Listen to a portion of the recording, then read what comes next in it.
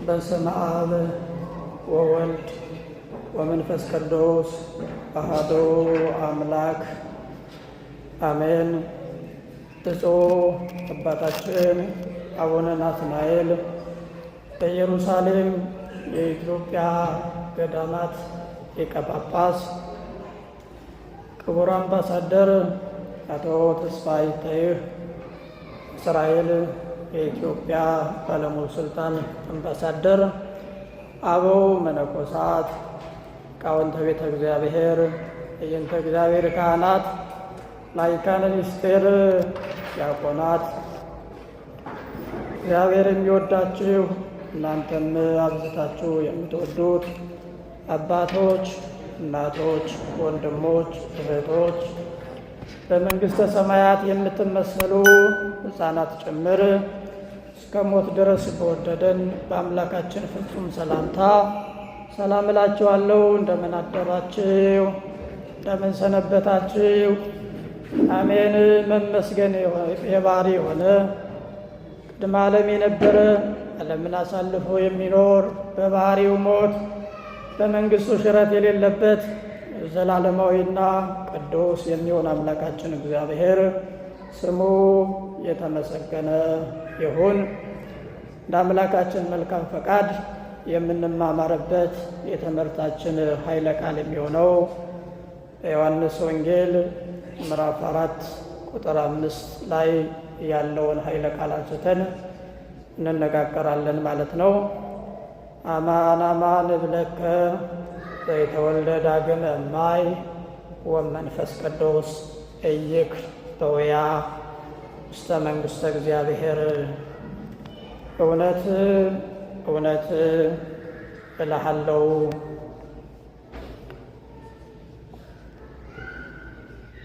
ሰው ዳግመኛ ካልተወለደ በቀር የእግዚአብሔርን መንግሥት ሊወርስ ሊያይ አይችልም።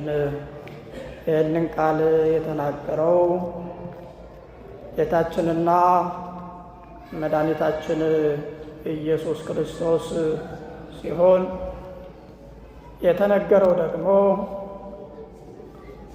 በፈሪሳውያን ወገን ለሆነ አይሁድ መምህር ሊቅ ለነበረ ሰው ለዚያ ለኒቆዲሞስ ነው የተነገረው። እንግዲህ ይህ ሳምንት ከዛሬ ጀምሮ እስከሚቀጥለው ሆሳዕና ድረስ ኒቆዲሞስ ተብሎ በቤተ ክርስቲያን ስያሜ ተሰጥቷል ማለት ነው። እንግዲህ ኒቆዲሞስ ጌታችን አምላካችን መድኃኒታችን ኢየሱስ ክርስቶስ ወደዚህ ዓለም መጥቶ የምስራቹን ቃል ሲያውጅ ወይም ደግሞ ሲናገር እስራኤላውያን የተቀበሉት በተደበላለቀ ስሜት ነበር።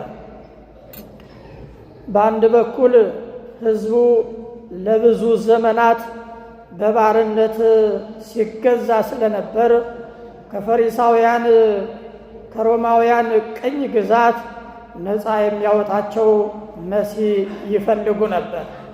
በሌላ በኩል ደግሞ ሕዝቡ ለብዙ ዘመናት በባርነት ቀንበር ስለደከመ ተስፋ በመቁረጥ ተዳክሞ ነበር ማለት ነው።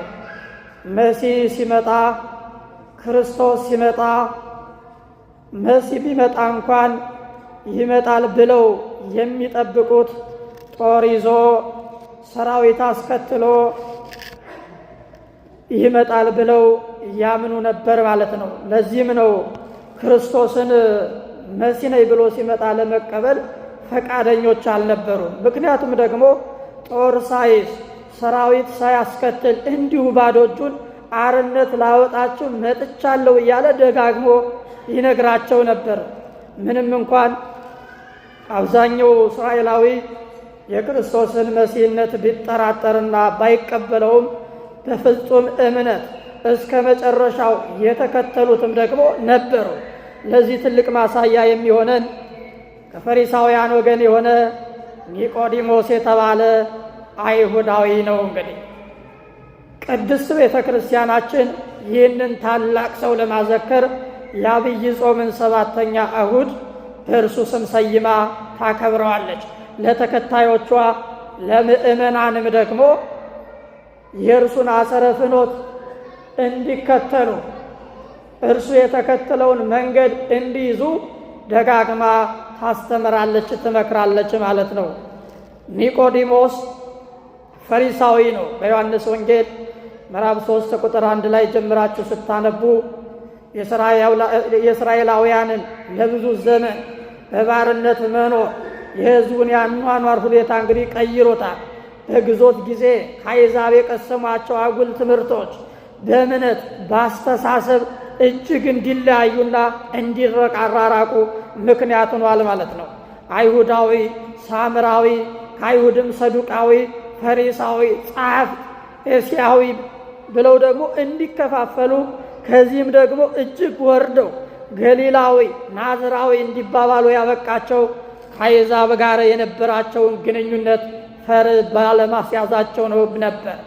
ፈሪሳውያን ደግሞ ሕግን በማጥበቅ ሕዝቡን የሚያስመርሩ ቀሚሳቸውን በማስረዘም እነርሱ የማይፈጽሙትን ሕግ በሕዝብ ላይ የሚጭኑ ራሳቸውን ከሌሎች በላይ ከፍ ከፍ የሚያደርጉ አባታችን አብርሃም እያሉ የሚመጻደቁ የአባታቸውን የአብርሃምን ሥራ ደግሞ የማይሰሩ ክፍሎች ነበሩ ማለት ነው። በዮሐንስ ወንጌል ምዕራፍ 8 ቁጥር 39 ላይ ተጽፎ እንደምናገኘው ታዲያ ኒቆዲሞስ ምንም እንኳን ከፈሪሳውያን ወገን ቢሆንም ራሱን ከዚህ ሕዝብ ለይቶ ክርስቶስን ፍለጋ በፍጹም ልቡ የመጣ ፈሪሳዊ ሰው ነው። ቀድሞ አባታችን አብርሃምን ከቤተሰብ ተለይተ እኔ ወደማሳይ ምድር ሂድ ያለው አምላክ ኒቆዲሞስን ደግሞ ከፈሪሳውያን ለይቶ ያንን ብርሃን የሆነውን ክርስቶስን ፍለጋ በሌሊት ወደ ክርስቶስ መገስገስ መምጣት ጀመረ ማለት ነው። ኒቆዲሞስ የአይሁድ አለቃ ነው። ሮማውያን ሕዝቡን የሚያስተዳድሩት ከላይ ያለውን ዋና ስልጣን ተቆናጠው ታች ያለውን ደግሞ ሕዝብ ደግሞ ባህላቸውን በሚያውቅ ቋንቋቸውን በሚጠነቅቅ አይሁዳዊ ምስለኔ ነበር የሚያስተዳድሩት። አውሮፓውያንም አፍሪካን ለመቀራመት እንግዲህ የተጠቀሙበት ስልት ይህንን አይነት ነበር። ኒቆዲሞስ ምንም እንኳን ፈሪሳዊ ቢሆን አለቃ እንዲሆን በሮማውያን የተሾመ ባለስልጣን እንደነበረ መጽሐፍ ቅዱስ ይናገራል ማለት ነው። ስለዚህ ኒቆዲሞስ መምህረ እስራኤል ነው፣ የእስራኤል መምህር ነው። ጌታ ምስጢረ ጥምቀትን በገለጸለት ጊዜ ሲናገር አይቶ አንተ የእስራኤል መምህር ስትሆን ይህንን አታውቅምን ብሎታል። እውነት እውነት እላለሁ ከውሃና ከመንፈስ ያልተወለደ ወደ እግዚአብሔር መንግሥት መግባት አይችልም ሲለው ኒቆዲሞስ እንዴት ይሄ ሊሆን ይችላል? ሰው ከሸመገለ በኋላ ካረጀ በኋላ እንዴት ወደ እናቱ ማኅፀን ገብቶ ሊወለድ ይችላል? እንዴት ሊሆን ይችላል? እያለ ሕሌናው ይከራከረ ይረብሽ ነበር ማለት ነው። ጌታ ምስጢረ ጥምቀትን በገለጸለት ጊዜ ሲናገር አይቶ አንተ የእስራኤል መምህር ስትሆን ይህንን አታውቅምን ብሎታል። እንግዲህ ይህ የሚጠቁመን ኒቆዲሞስ አለቅነትን ከመምህርነት የያዘ በአይሁዳውያን የታፈረና የተከበረ ሰው እንደነበር ነው። መምህር ቢሆንም የሚቀረኝ ያላወቅኩት ያላጠናቀቅኩት ብዙ ነገር አለ በማለት የመምህርነቱን ካባ አውልቆ የተማሪነቱን ዳባ ለብሶ ከክርስቶስ ዘንድ ሊማር በሌሊት ኒቆዲሞስ መገስገስ ጀመረ፣ መምጣት ጀመረ ይለናል። እንግዲህ ኒቆዲሞስ ምሁረ ኦሪት ነው። ብዙ ነገር የሚያውቅ የአይሁድን የኦሪትን ሕግ ጠንቅቆ የተረዳ የሚያውቅ የሚያስተምር የሚተረጉም መምህር ነበር። ነገር ግን የጎደለ ነገር ነበረ። የጎደለ ነገር ስላለ የቀረው ስላለ ያንን ለማሟላት ወደ ክርስቶስ መጣ ማለት ነው። አንዳንዴ ሳያውቁ አወቅን ሳይማሩ እናስተምር የሚሉ መምህራንን ኒቆዲሞስ ምሳሌ ሊሆን ይችላል። ኒቆዲሞስ መጥቶ ምን አደረቀ ማለት ነው? ለምስጢረ ጥምቀት መገለጥ ምክንያት ሆነ። ያ ኒቆዲሞስ የሌሊት ኒቆዲሞስ ወደ ክርስቶስ መምጣት ለሚስጥረ ጥምቀት መገለጥ ምክንያት ሆኗል። በዮሐንስ ወንጌል ምዕራፍ 3 ቁጥር 1 እስከ 21 ድረስ ታሪኩ የአይሁድ የፋሲካ በዓል እየቀረበ ሲመጣ ክርስቶስ ቀኑ እንደደረሰ ለሐዋርያቱ ተናግሮ ወደ ኢየሩሳሌም መጣ ይላል። እንደ ሰውነቱ ሰለቸኝ ደከመኝ ሳይል ሕዝቡን ቀንና ሌሊት በትምህርትና በታምራት ያገለግል ነበር። በዚህ ሰዓት ነው እንግዲህ ኒቆዲሞስ በሌሊት ገስግሶ ወደ ጌታችንና መድኃኒታችን ኢየሱስ ክርስቶስ መጣ ይላል። እንግዲህ በፊቱ ቀርቦ መምህር ሆይ የእርሱን አላዋቂነት የክርስቶስን ማእምረ ኅቡዓትነት የተሰወረን አዋቂነቱን መሰከረ። ጌታችንም እንግዲህ አመጣጡ ከልብ መሆኑን ስለተረዳው ዳግም ልደትን ጥምቀትን አስተማረው ማለት ነው፣ ገለጸለት። ሚስጥሩ የኦሪት ምሁር የነበረው ኒቆዲሞስ ለጆሮ የከበደ ለመቀበል የሚያስቸግር ሆነበት። ሰው ዳግመኛ ከውሃና ከመንፈስ ካልተወለደ ወደ እግዚአብሔር መንግሥት መግባት አይችልም ሲለው ኒቆዲሞስ ከበደው። ለጆሮ የከበደ ለመቀበል የሚያስቸግር ሆነበት። የከበደውን የሚያቀል የጠበበውን የሚያሰፋ አምላክ ሚስጢሩን ለኒቆዲሞስ እንደከበደው ስለተረዳ ቀለል አደረገለት።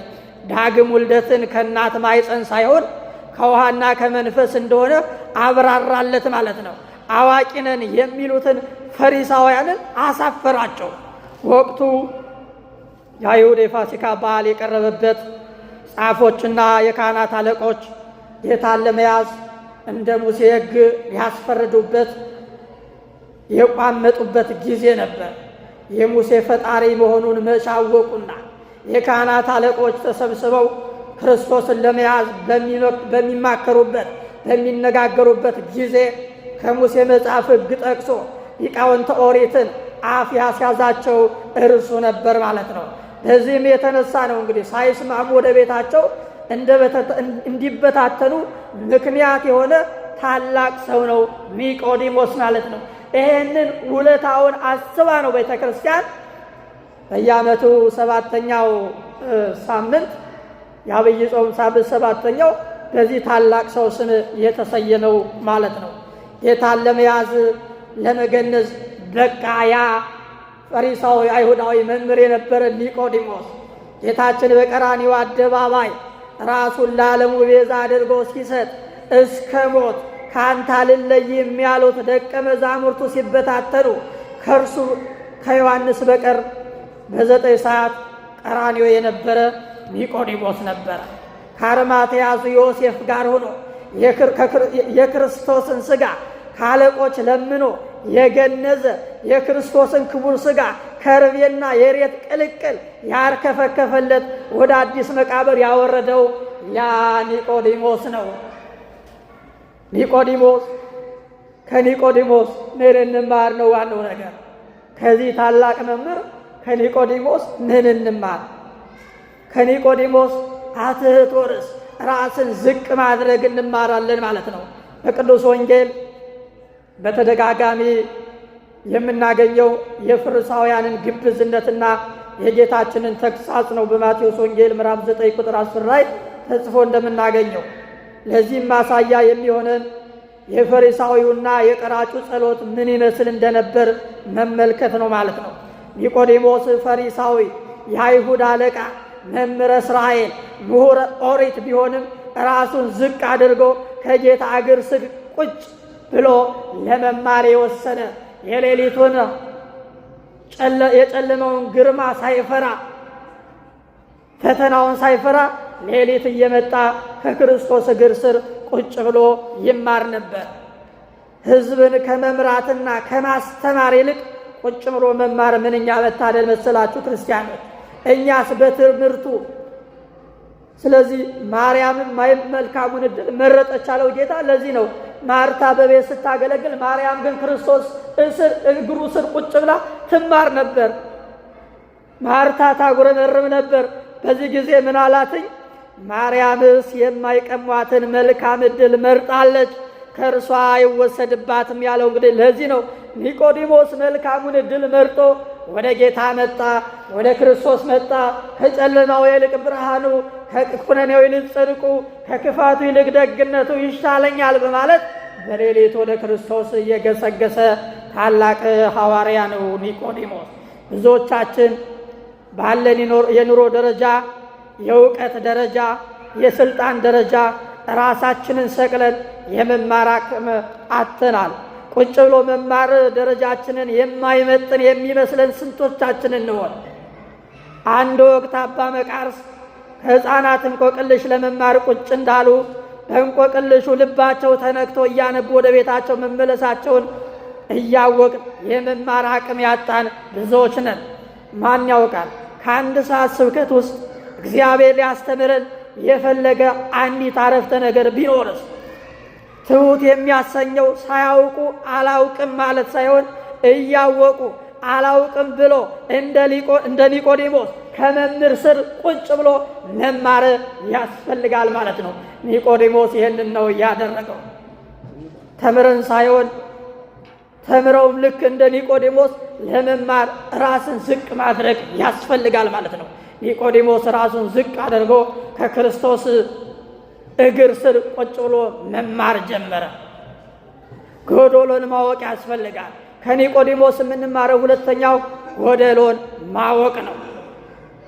መምህርም ምሁርም ሆኖ ቁጭ ብሎ መማር ምን አይነት ጠቀሜታ እንዳለው ከኒቆዲሞስ መማር ይቻላል ማለት ነው።